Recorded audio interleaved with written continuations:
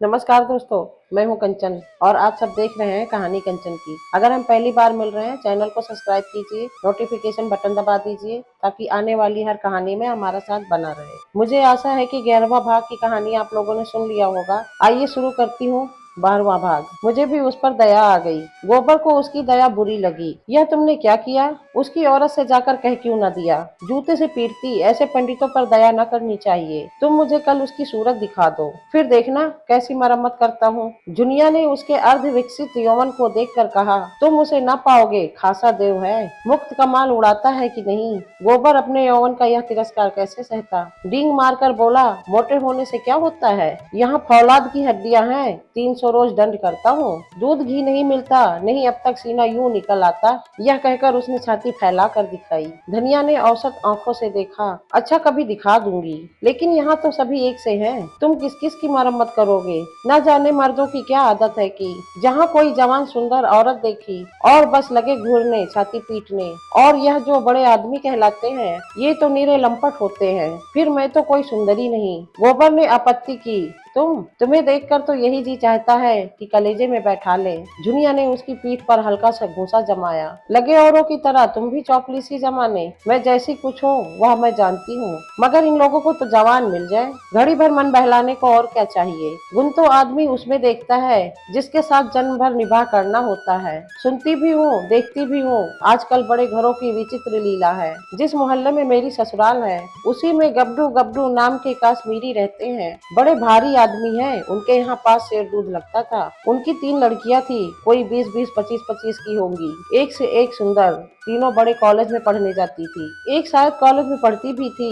300 का महीना पाती थी। सितार वह सब बजावे, हारमोनिया वह सब बजावे, नाचे वह, गावे वह, लेकिन ब्याह कोई ना करती थी। राम जाने वह किसी मर्द को पसंद नहीं करती थी कि मर्द उन्हीं को पसंद नहीं करता था। एक बार मैंने बड़ी बीबी से पूछा तो हंसकर बोली, हम लोग यह रोग नहीं पालते, मगर भीतर ही भीतर खूब गुड़ छल्ले उड़ाती थी। जब देखूं 2-4 लौंडे उन्हें घेरे हुए हैं। जो सबसे बड़ी थी वो तो कोट पतलून पहनकर घोड़े पर सवार होकर मर्दों के साथ सैर करने जाती थी। सारे शहर में उनकी लीला मशहूर थी। गब्बू बाबू सिर नीचा किए जैसे मुख में कालिक सा लगाए रहते थे। लड़कियों को डांटते थे, समझाते थे, पर सबकी सब खुल्लम खुल्ला कहती थी, तुमको हमारे बीच बोलने का कुछ मजाल नहीं है। हम अपने मन की रानी हैं, जो हमारी इच्छा होगी वह हम करेंगे। बेचारा बाप जवान जवान लड़कियों से क्या बोले। मारने बांधने से रहा, डांटने डपटने से रहा, लेकिन भाई बड़े आदमियों की बात कौन चलाए। वह जो कुछ करे सब ठीक है। उन्हें तो बिरादरी और पंचायत का भी डर नहीं। मेरी समझ में तो यही नहीं आता कि किसी का रोज रोज मन कैसे बदल जाता है। क्या आदमी गाय बकरी से भी गया बीता हो गया है? लेकिन किसी को बुरा नहीं कहती भाई,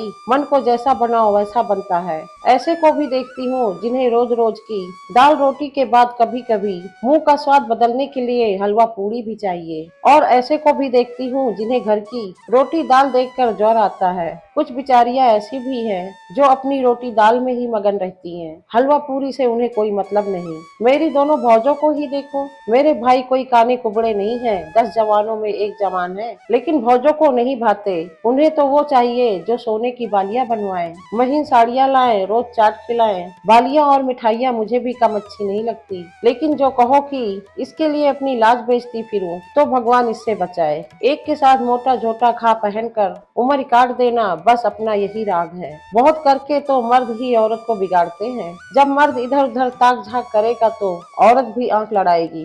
मर्द दूसरी औरत के पीछे दौड़ेगा तो औरत भी जरूर मर्दों के पीछे दौड़ेगी। मर्द का हरजाईपन औरत को भी उतना ही बुरा लगता है जितना औरत का मर्द को। यही समझ लो, मैंने तो अपने आदमी से साफ साफ कह दिया था, अगर तुम इधर उधर लपके तो मेरी भी जो इच्छा होगी मैं वह करूंगी। या चाहो कि तुम तो अपनी मन की करो और औरत को मार के डर से अपने काबू में रखो, तो या तो ना होगा। तुम खुले खजाने करते हो, वह छिप कर करेगी। तुम उसे जलाकर सुखी नहीं रह सकते। गोबर के लिए यह एक नई दुनिया की बातें थी। तन्मय होकर सुन रहा था। कभी कभी तो आप ही आप उसके पांव रुक जाते, फिर सचेत होकर चलने लगता। जुनिया ने पहले अपने रूप से मोहित किया था, आज उसने अपने ज्ञान और अनुभव से भरी बातों और अपने सतयु के बखान से मुग्ध कर लिया। ऐसी रूप गुण ज्ञान की अग्री उसे मिल जाए तो धन्य भाग। फिर वह क्यों पंचायत और बिरादरी से डरे। दुनिया ने जब देख लिया कि उसका गहरा रंग जम गया तो छाती पर हाथ रखकर जीभ दांत से काटती हुई बोली,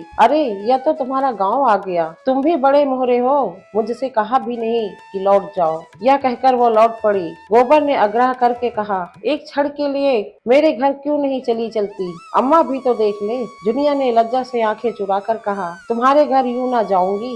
मुझे तो यही अचरज होता है कि मैं इतनी दूर कैसे आ गई। अच्छा बताओ अब कब आओगे? रात को मेरे द्वार पर अच्छी संगत होगी, मैं अपने पिछवाड़े मिलूंगी, और जो न मिली तो लौट जाना। तो फिर मैं ना आऊंगा। आना पड़ेगा, नहीं कह देती हूँ। तुम भी वचन दो कि मिलोगी। मैं वचन नहीं देती तो मैं भी नहीं आता, मेरी बला से। जुनिया अंगूठा दिखाकर चल दी। प्रथम मिलन में ही दोनों एक दूसरे पर अपना अपना अधिकार जमा चुके थे। जुनिया जानती थी वो आएगा, कैसे ना आएगा। गोबर जानता था मिलेगी, वह कैसे ना मिलेगी। गोबर जब अकेला गाय को हाँकता हुआ चला तो ऐसे लगता था मानो स्वर्ग से गिर पड़ा है। दोस्तों, अब मैं कहानी यहीं पे समाप्त करती हूँ। इसके आगे की कहानी सुनाऊंगी भाग 13 में। धन्यवाद।